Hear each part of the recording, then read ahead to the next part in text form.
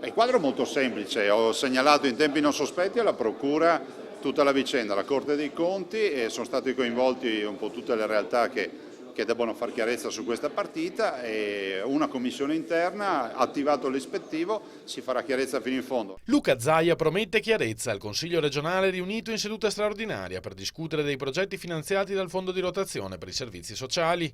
A destare scandalo il caso limite di Ca' della Robinia, dove doveva sorgere un centro per disabili ed è spuntata invece una birreria finanziata con 3,4 milioni di euro dalla quinta commissione del Consiglio regionale.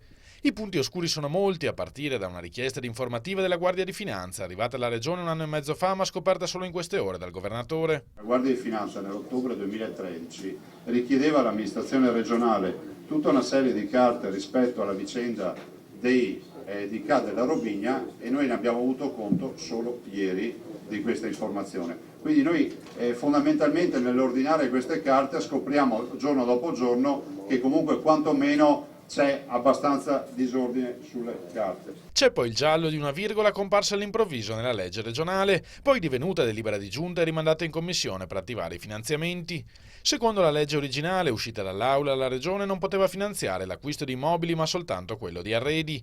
Ma nel provvedimento approvato dalla giunta una mano misteriosa ha aggiunto una virgola tra le parole acquisto e arredi, permettendo così alla commissione di erogare i fondi per l'operazione Carobini e diverse altre. Adesso, siccome le delibere le scrivono solo pochissime persone, che non sono ovviamente gli amministratori ma sono i tecnici, andremo a capire chi ha scritto, chi ha fatto questo errore o chi maldestramente ha fatto questa modifica. In ogni caso, puntualizza Zaia, chi dice che il governatore non poteva non sapere, sa benissimo di stare straparlando. Non passi l'idea, come vuol fare qualcuno, che il Presidente della Regione sta lì a controllare le fatture e i timbri della Regione, perché non è mio compito e non lo posso fare, è bene chiarirlo, non lo posso fare per legge, cioè noi non dobbiamo neanche toccarle le carte. Dopodiché capiremo se ci sono delle responsabilità e ci avvaleremo di perseguire chi ha sbagliato e chiederemo anche i danni.